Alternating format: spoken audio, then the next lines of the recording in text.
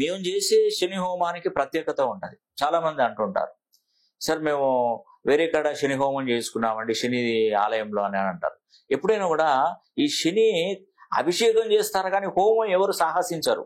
అందులో మేము చేసే హోమం ఇంకా ఎవరు చేయలేరండి. ఎందుకంటే తాళపత్ర రహస్యం ఏంటంటే ఒక నల్ల వస్త్రానికి తెల్ల ఆవాలు నల్ల నువ్వులతో చతుర్ముఖ దిగ్బంధనం చేయాలి.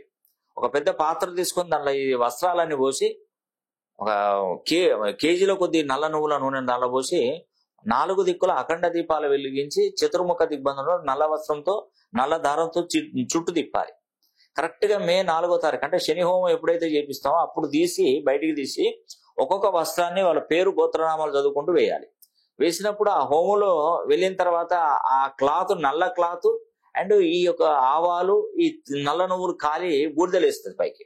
అది ఎదుటి వారి మీద పడితే వాళ్ళ యొక్క ప్రభావం అనేది వాళ్ళ మీదకి వచ్చి పడుతుంది. శని హోమం యొక్క ప్రాముఖ్యత. మే 4వ తారీఖున జరిగే శని హోమానికి చాలా విశిష్టత కలదు.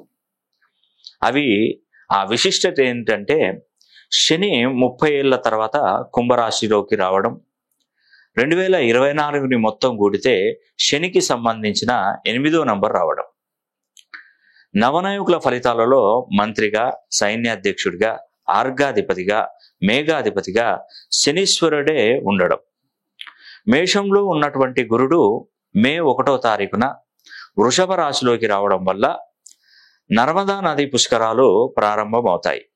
ఆ పుష్కర సమయంలో శని హోమం జరిపించుకుంటే 1000 అశ్వమేధ యాగాలతో సమానం. మే 4వ తారీఖున శని హోమం జరిగే రోజు పాటించవలసినటువంటి నియమాలు. ఆ రోజు ఉదయం ఇంటిల్లిపాది తలస్నానం చేయాలి. గోవులకు అరటి పళ్ళు తినిపించాలి. నల్ల చీమలకు చక్కెర చల్లాలి. నల్ల కుక్కలకు ఆహారం వేయాలి.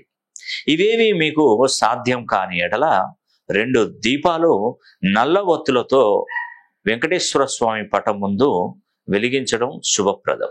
శని హోమం చేయించుకున్నటువంటి వారికి కలిగే ప్రయోజనాలు: ఆర్థిక సమస్యల నుండి విముక్తులు అవ్వవచ్చు.